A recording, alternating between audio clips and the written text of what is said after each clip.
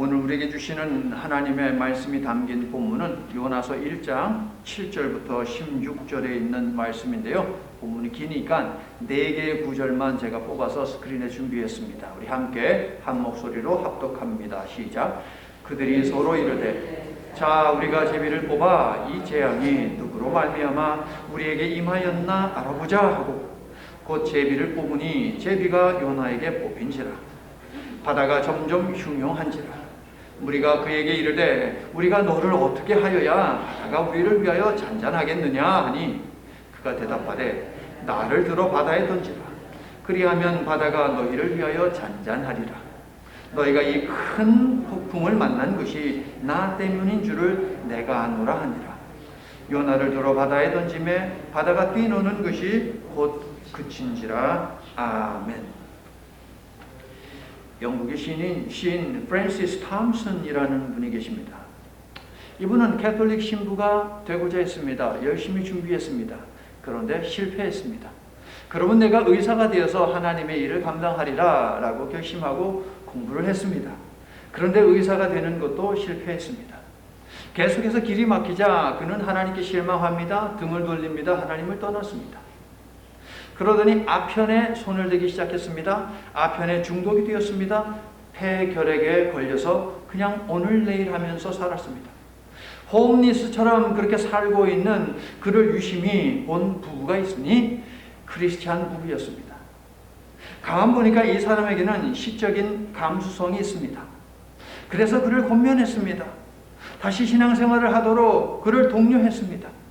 그렇게 신앙생활의 걸음을 다시 떼기 시작했죠. 그러면서 그는 하나님을 깊이 있게 만났습니다. 그리고 시인이 되었습니다.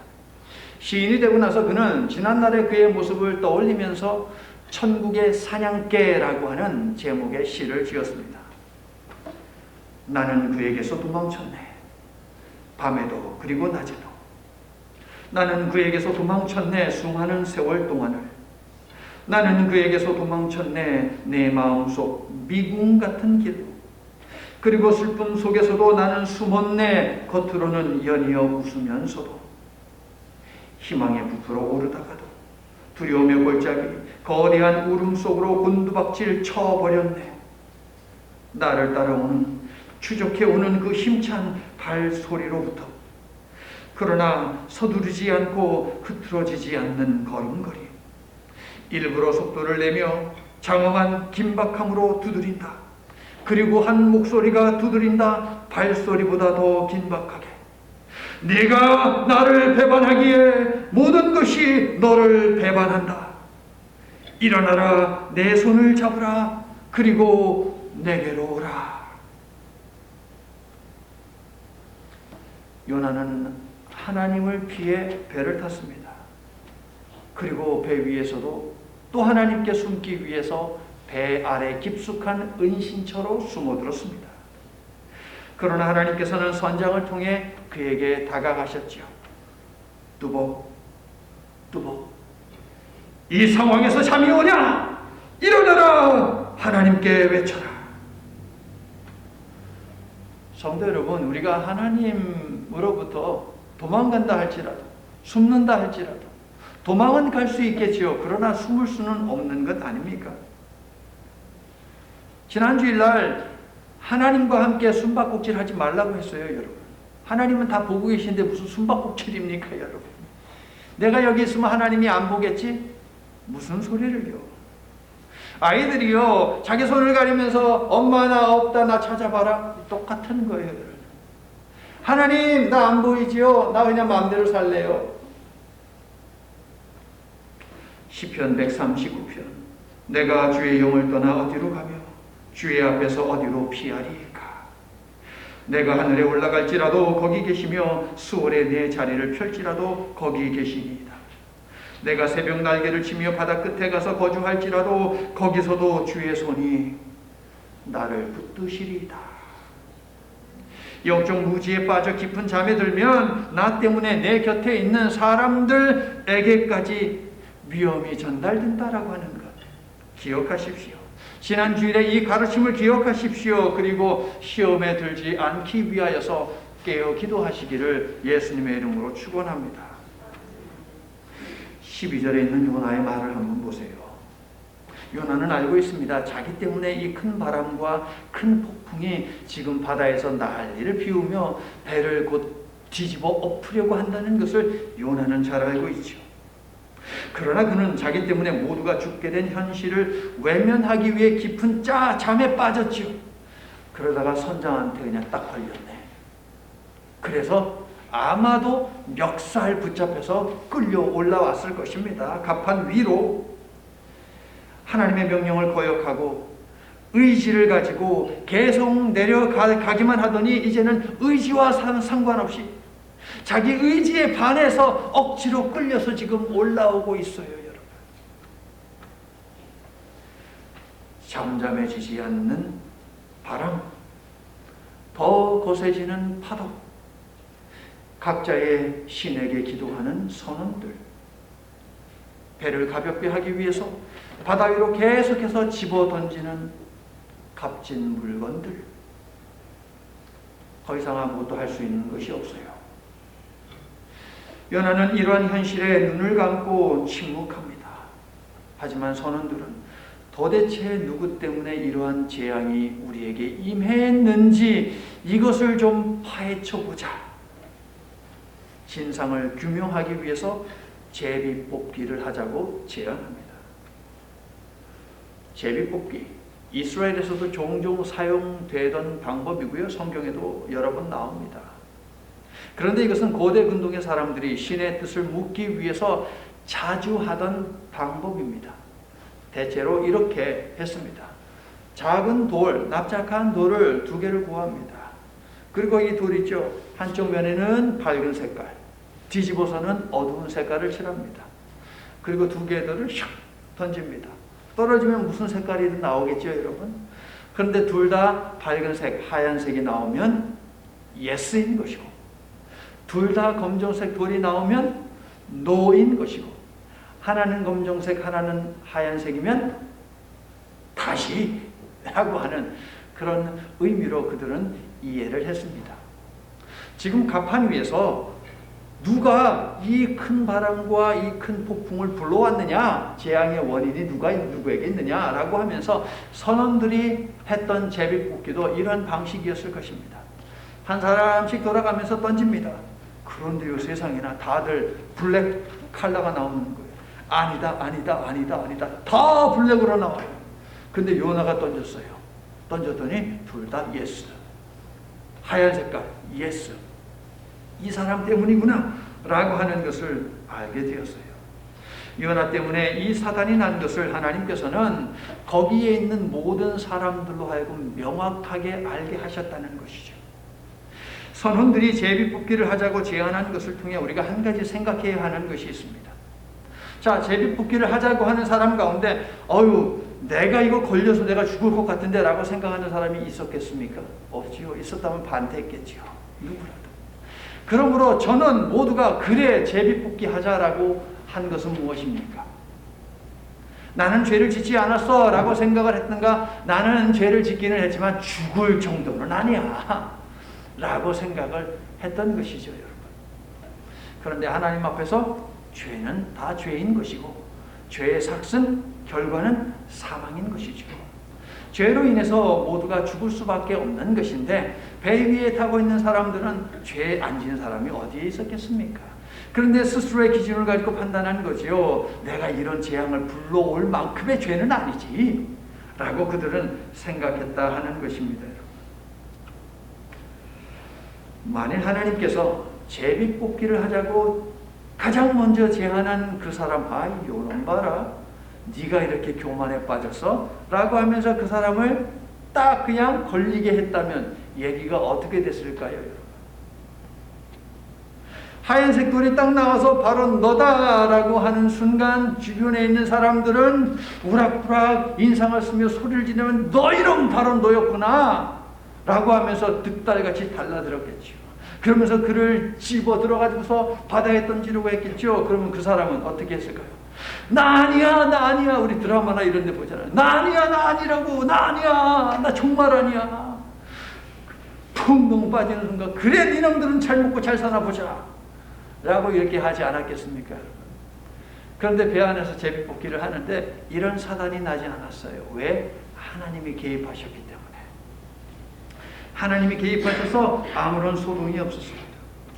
자, 제비뽑기, 이것은 분명 미신적인 방법입니다. 선원들은 미신적인 방법을 선택을 했습니다.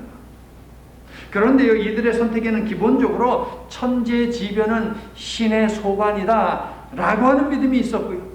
천재지변과 같은 우리가 감당할 수 없는 일이 벌어질 때는 신에게 기도해야 한다라고 하는 믿음이 있었다는 거예요. 성도 여러분, 하나님께서 필요하다면 우리가 미신적이라고 생각하는 방법들을 통해서도 일하심을 우리는 인정해야 합니다. 왜냐하면 하나님은 이 세상의 주인, 만물의 주인, 모든 역사의 주인이시잖아요. 주인이신 분이 사용하지 못할 방법은 없습니다. 도구는 없습니다. 우리가 하나님을 찬양하지 않으면 돌들을 들어서도 찬양을 하게 하신다라고 했던 것 기억하시죠? 발람이라는 자가 계속해서 하나님의 명을 거역하니까 짐승을 하나 통해서 하나님이 말씀하시죠. 그 짐승이 무슨 짐승? 나귀요. 나귀가 세상에나 하나님의 사자를 보고서 멈췄어요. 매를 맞으면서도 끔찍 안 해요. 그러다 나귀가 말하잖아요. 야, 너 왜 자꾸 나를 때려? 영적으로 무지하고 눈먼 건 넌데 이놈아. 하나님의 사자가 앞에서 나를 가로막고 있는데 내가 어떻게 가냐 이놈아. 라고 하면서 나귀가 아주 혼쭐을 내잖아요. 하나님이 사용하지 못하는 방법은 없어요. 여러분 아멘이세요? 초자연적인 것에만 매이는 것도 문제고 초자연적인 방법을 무시하는 것도 문제입니다. 둘 다 문제예요. 하나님의 주권을 인정해야 됩니다. 하나님께는 다양한 방법이 있기에 우리는 그 방법이 하나님께서 사용하시는 방법인지를 알기 위해서 물어야 합니다. 여러분. 알게 하나님 분별력을 허락해 주시옵소서라고 기도해야 돼요. 그리고 오늘 나에게도 기적과 같은 방법이 일어나기를 소망합니다 라고도 기도를 해야 합니다. 여러분. 아시겠죠? 기적이라고 하는 것 앞에서 21세기 과학의 시대는 더 이상 일어나지 않는 것이다 라고 생각하면 안 된다는 거예요.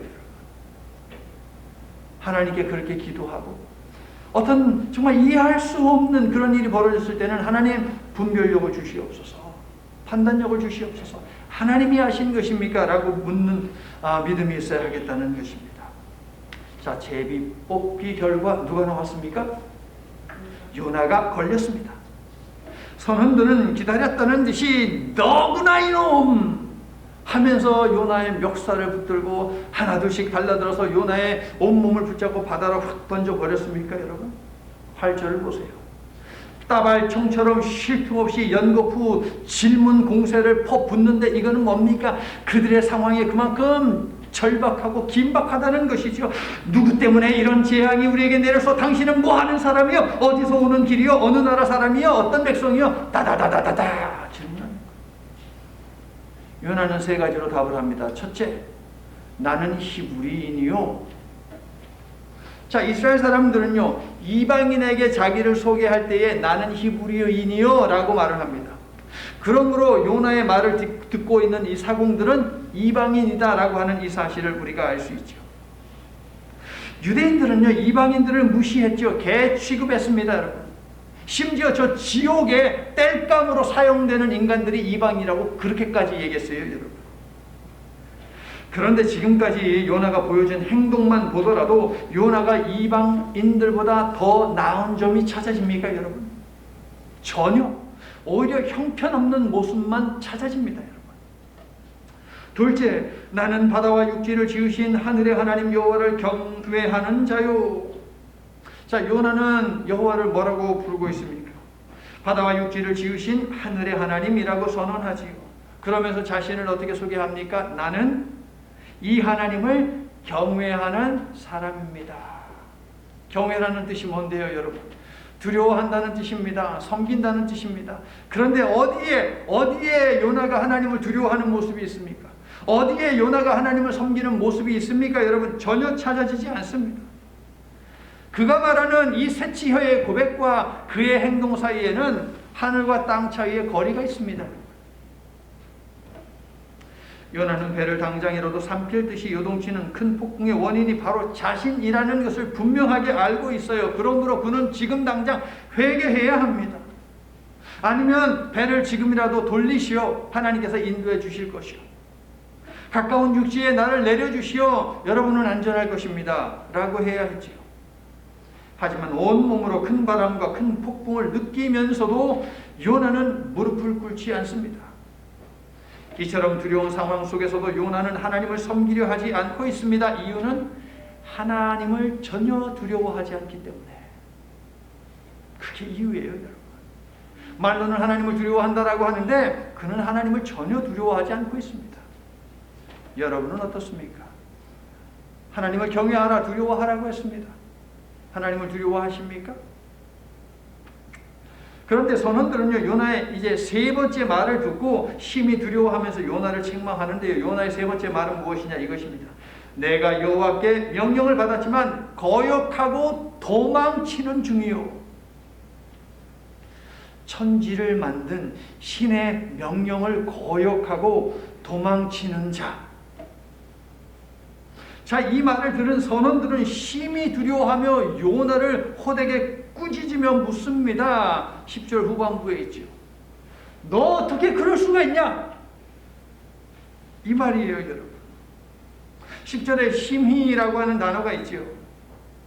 요나서에 나오는 핵심 단어들 중에 하나입니다. 가돌이라는 단어인데요. 크다, 영어로 great, 크다라고 하는 그런 의미예요. 자, 앞에서 뭐가 컸습니까? 니느웨 성이 큰 성이었죠. 하나님이 보내신 바람도 컸고 폭풍도 컸습니다. 전부 다 가돌, 크다라고 하는 단어예요. 17절을 보게 되면 물고기가 등장하는데 그것도 가돌, 큰 물고기입니다. 그리고 선원들이 심히 크게 두려워했는데 그들의 반응 오늘 본문 10절 16절에 있죠. 크다. 결국 이 단어를 통해서 세상에 제 아무리 큰 것이라 하더라도 하나님의 사랑보다는 크지 않다라고 하는 것을 요나서는 이야기하기 원했어요.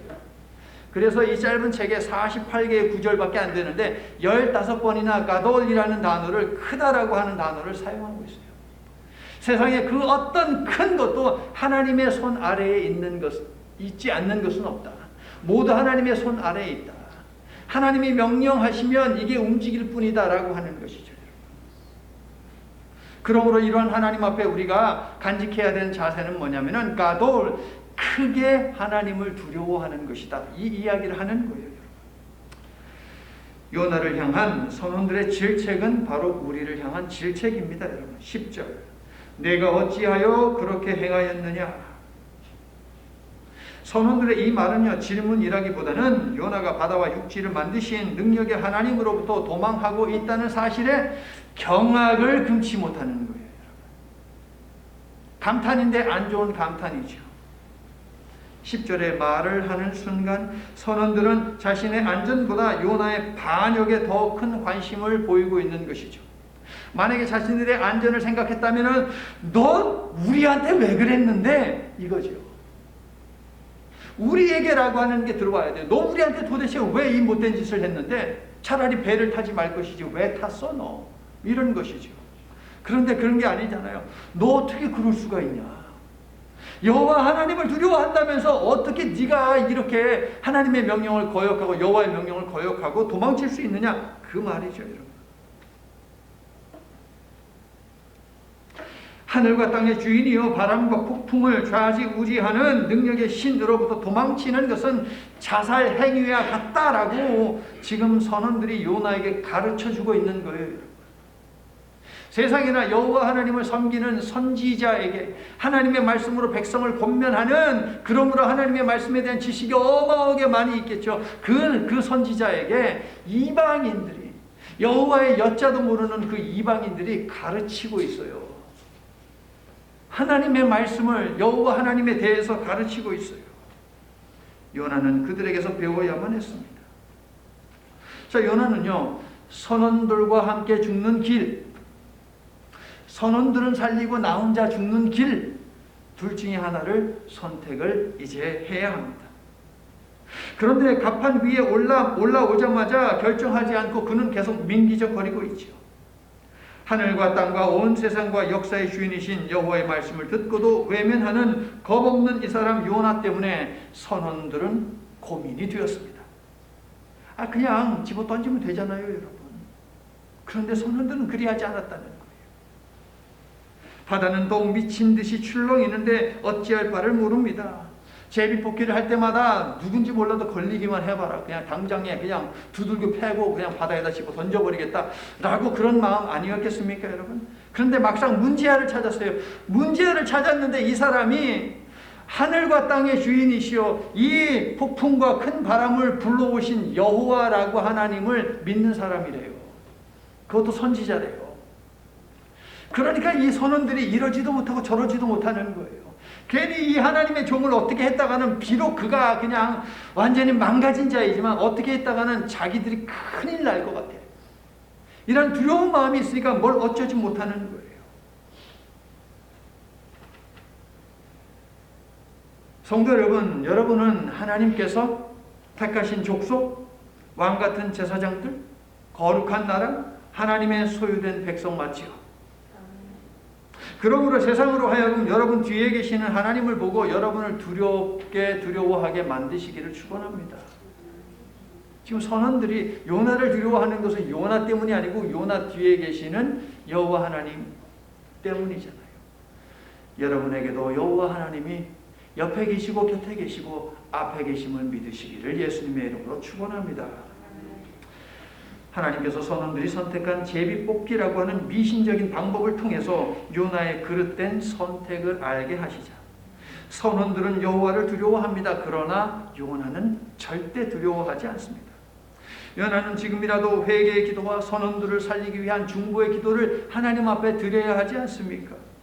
그런데 회개는커녕 모르는 척 했더래요. 10절을 다시 보세요.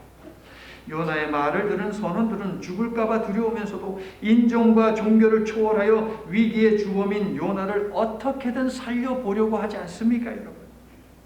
그러나 11절을 보면 그들의 노력이 아무 소용없습니다. 오히려 풍랑이 더 거세졌습니다.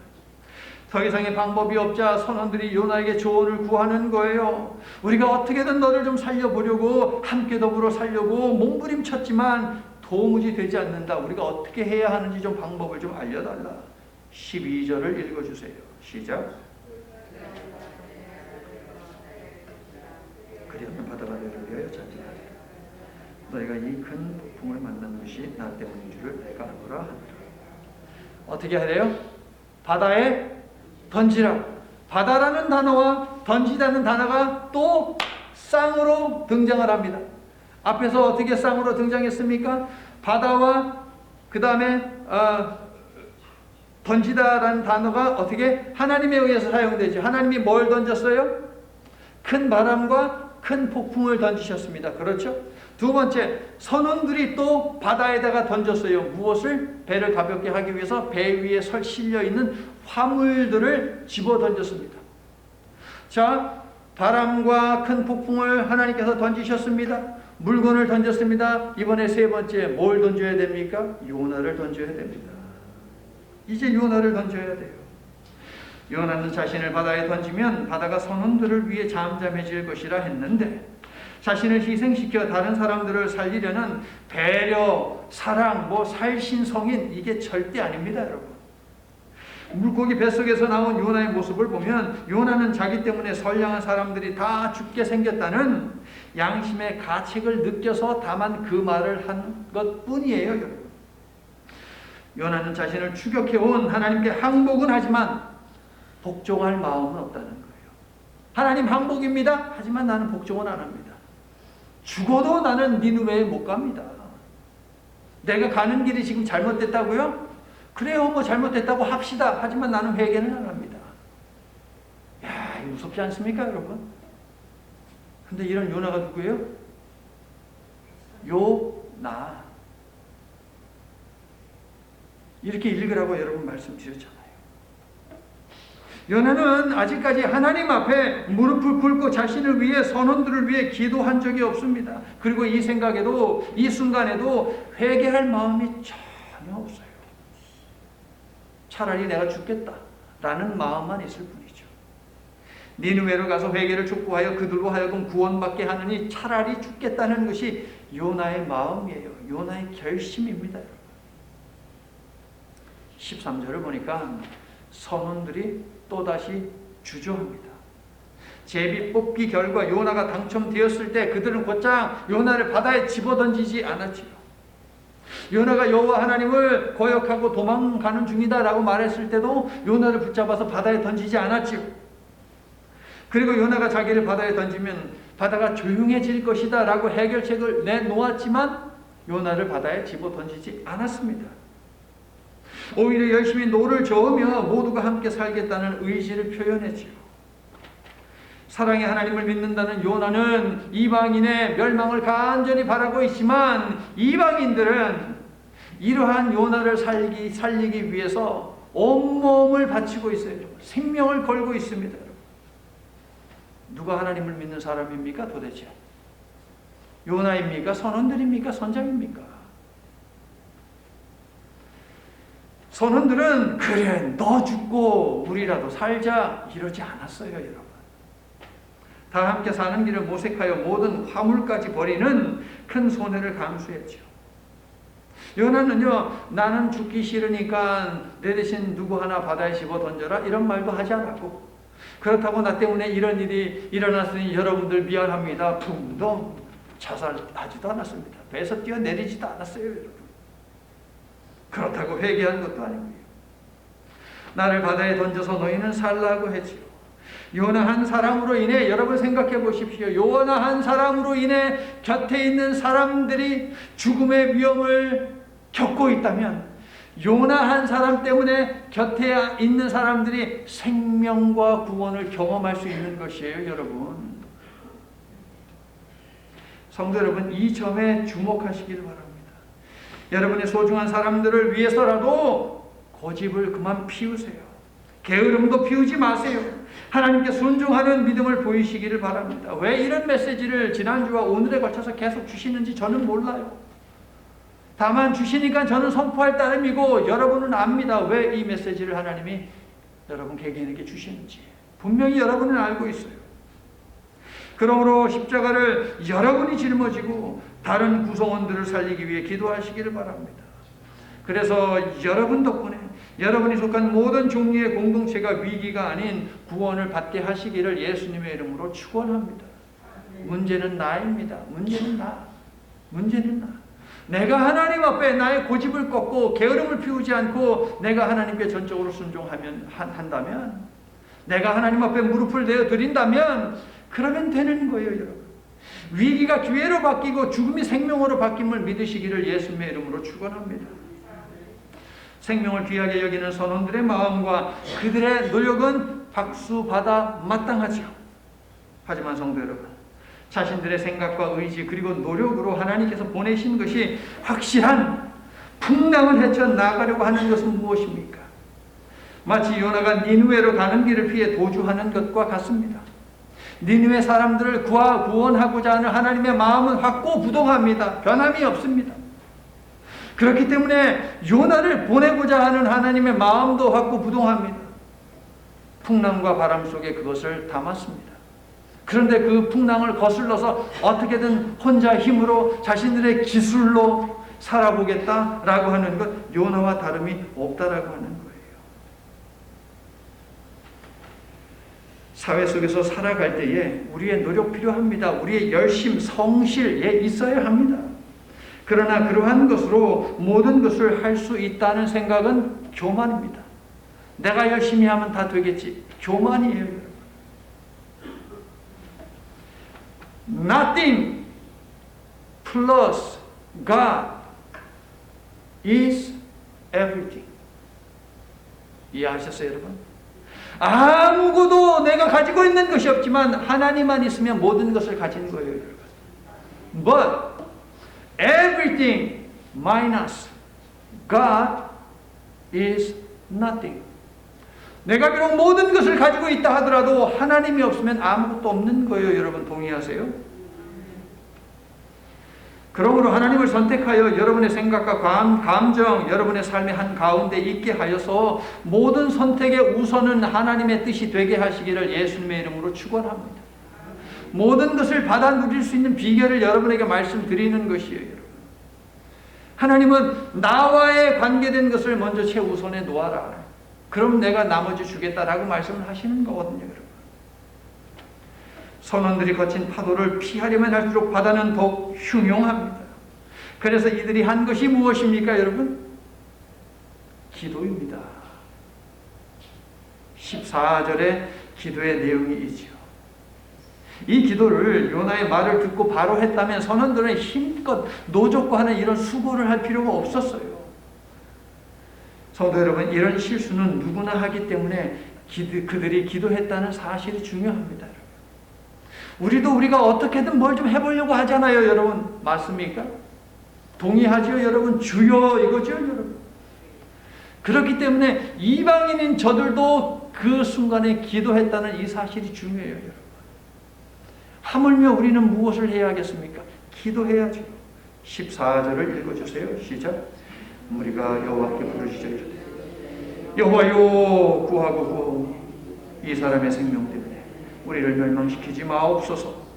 무죄한 피를 우리에게 돌리지 마옵소서. 주 여호와께서는 주의 뜻대로 행하심이니이다 하고. 자, 누구에게 기도했어요? 여호와, 주 여호와. 14절에는요, 그들이 숭배하는 신들의 이름이 없습니다. 그들의 신에게 기도했다라고 하는 말도 없습니다. 14절에 여러분, 무려 여호와라고 하는 이스라엘만의 하나님, 유일한 창조주, 유일한 구원자, 유일한 심판주 되시는 여호와의 이름이 몇 번이나 나와요? 14절? 3번이나 나와요, 여러분. 그들의 입술을 통해서 2번 고백이 되고 있습니다, 여러분.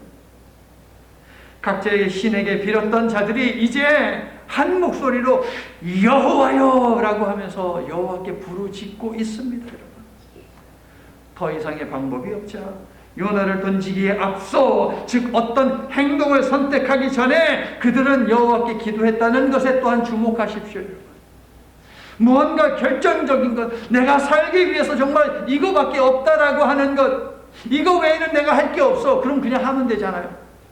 그런 순간에도 그들은 행동에 옮기기에 앞서서 기도했다는 거예요. 여호와여 라고 부르짖으면서 말입니다, 여러분.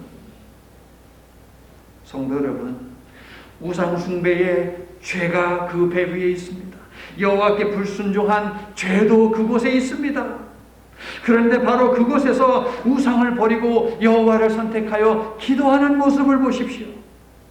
우상을 섬기는 선원들과 여호와를 섬기는 요나의 대조적인 모습이 극에 달하고 있는 거예요, 지금. 요나는 하나님께 기도하기를 계속 거부하는데 이방인 선원들은 여호와의 이름을 부르짖으며 기도했더라. 무엇이 보이십니까, 여러분? 여러분을 이 이야기 속에 집어넣어 보십시오, 여러분. 여러분은 기도하고 있습니까? 이방인들도 기도하는데 여러분은 기도하고 있습니까? 로마서 5장 20절에 이런 유명한 말씀이죠. 죄가 더한 곳에 은혜가 더욱 넘쳤다. 여러분, 이 말씀은 뭐냐면 죄가 기승을 부리고 있는 곳에 죄의 세력보다 더 큰 은혜의 능력이 작용했다는 의미예요. 여러분, 다르게 해석하시면 안 돼요. 사도 바울이 경험적으로 고백했거든요. 죄가 기승을 부리고 있어요. 죄의 세력이 만만치 않습니다. 이것을 이길 수가 없어요. 그런데 그런 상황 속에 여호와 하나님의 은혜가 덮어버리는 거예요, 여러분. 하나님의 은혜는 우리의 상상 그 이상이다. 설교 제목으로 여러분에게 메시지 드렸잖아요, 여러분. 성도 여러분, 죄 가운데서 하나님의 영광은 더욱 빛납니다. 죄의 결과가 지닌 능력이 제 아무리 크고 강하다 할지라도 죄의 세력을 극복하는 은혜의 능력에 비하면 아무것도 아님을 믿으시기를 예수님의 이름으로 축원합니다.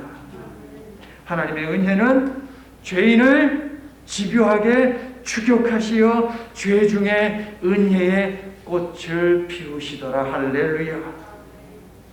은혜의 품으로 우리 하나님께서 죄인들을 품어주시니 그 품으로 우리가 달려가야 하지 않겠습니까, 여러분? 달려가는 것이 무엇인데요? 기도입니다. 주 여호와여 하면서 기도하는 거예요. 풍덩 소리와 함께 세상에나 그렇게 요란하게 불던 파도가 그냥 순식간에 잠잠해져 버렸습니다. 선원들이 여러분 얼마나 놀랐을까요? 주 여호와여, 이 죄를 우리에게 묻지 마시옵소서 라고 하면서 기도했는데, 그리고서 요나를 던졌는데 그 순간 바다가 그냥 잔잔해졌어요. 그들은 이 일을 통하여 여호와의 위대하심과 능력을 알게 되지요. 그래서 16절 보니까 어떻게? 그들은 여호와를 매우 두려워하게 되었다. 10절에도 같은 표현이 있어요. 여호와를 두려워했다. 기죠. 그런데 10절에서는 무엇을 두려워했느냐? 생명을 잃어버릴까 봐 그것을 두려워했어요. 그런데 16절에서는요. 천지를 지으시고 주관하시는 여호와 하나님을 이제야 그들은 두려워하게 되었다 하는 것이에요. 목격하고 체험했더니 두려워했더라. 사랑하는 성도 여러분, 여러분도 하나님의 은혜를 체험했던 순간이 있잖아요. 여러분에게도 은혜에 대한 체험이 있잖아요. 그러면 이 이방인 선원들보다도 더 여호와 하나님을 두려워해야 하는 것 아닙니까, 여러분? 선원들은요, 이제 두려워하는 것을 넘어서 16절 보니까 뭐합니까? 여호와 하나님께 제사를 드렸다. 예배를 드렸다. 그 배 위에는요, 그 탄 승객들과 선원들이 먹기 위한 고기를 먹어야 되니까 한 1년 정도 항해를 해야 되는데, 물론 로마도 들리고 어디 들리겠지만 짐승을 딱 가져 탔거든요. 그거 잡아가지고서 이제 고기 먹으려고. 그 중에 하나, 여러분 그냥 뭐 안 좋은 거 골랐겠습니까? 제일 좋은 거 골라서 제사를 드렸겠죠.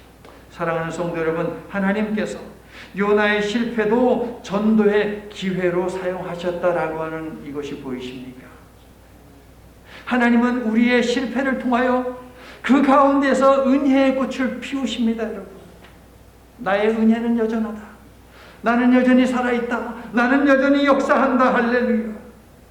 하나님을 알게 하시어 자신의 품으로 들어오게 하시려는 여호와의 열심이 느껴지십니까, 여러분?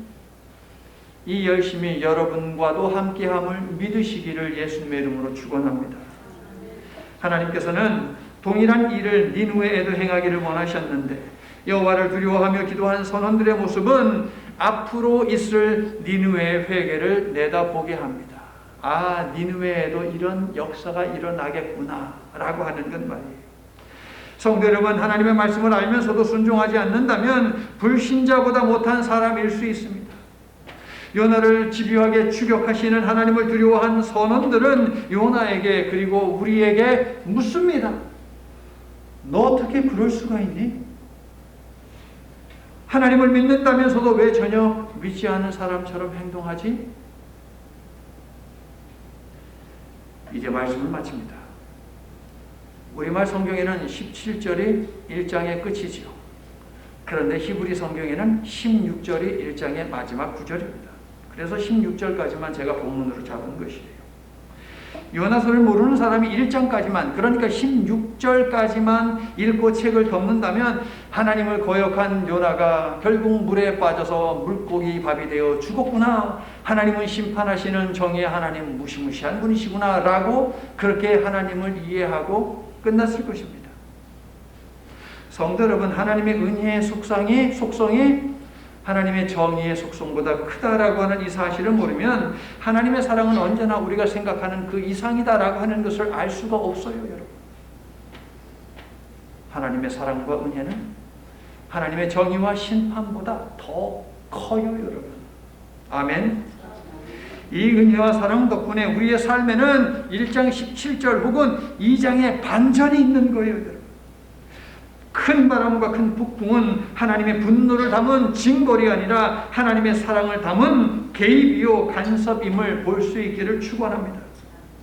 폭풍을 보내심은 돌이켜 구원으로 방향을 전환시키려는 하나님의 자비로운 축복의 행위라고요, 여러분. 큰 바람과 큰 폭풍이 뭐요? 하나님의 축복의 행위예요, 여러분. 그릇된 멸망의 길로 향하는 그 걸음을 돌이키기 위한 하나님의 방법. 그러므로 여러분의 삶 속에 오늘 고난이 있습니까? 그러면 물으셔야 돼요.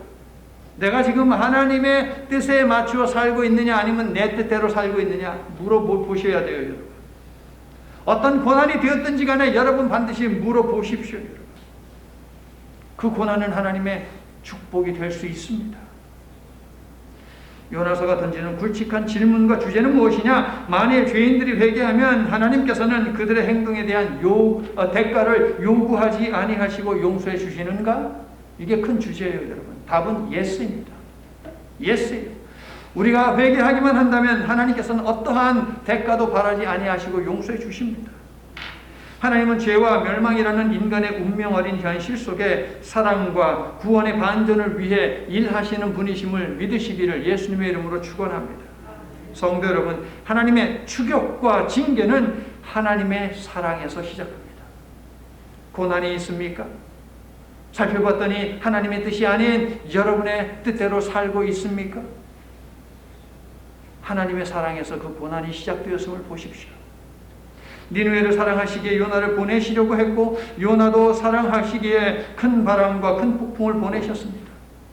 독생자까지 내어주신 사랑을 알게 하시려고 우리를 끝까지 추격해 오시는 하나님을 피해 엉뚱한 곳으로 가지 마시기를 나사렛 예수 그리스도의 이름으로 간절히 축원합니다. 아멘. 때때로 우리에게도 큰 바람과 큰 폭풍을 보내시며 게으른 자여 네가 어느 때까지 누워있겠느냐? 내가 어느 때에 잠이 깨어 일어나겠느냐라고 호통치시는 하나님. 이러한 고난의 현실은 결코 우리를 괴롭히거나 징벌하기 위함이 아니라 우리의 삶을 바로잡고 우리의 믿음을 더욱 견고하게 하시고자 하는 하나님의 개입과 간섭임을 볼 수 있는 영의 눈을 열어주시옵소서. 이 눈을 갖기 위해서는 영적인 잠에 빠져서는 안 됨을 배웠으니 시험과 유혹에 빠지지 않기 위해 깨어 기도하도록 우리에게도 불호령을 내리시옵소서. 내가 깨어있지 못하면 나와 함께한 가족 등 여러 사람들에게 나는 위험한 존재가 될 수 있다는 사실을 항상 인지하게 하여 주시옵소서.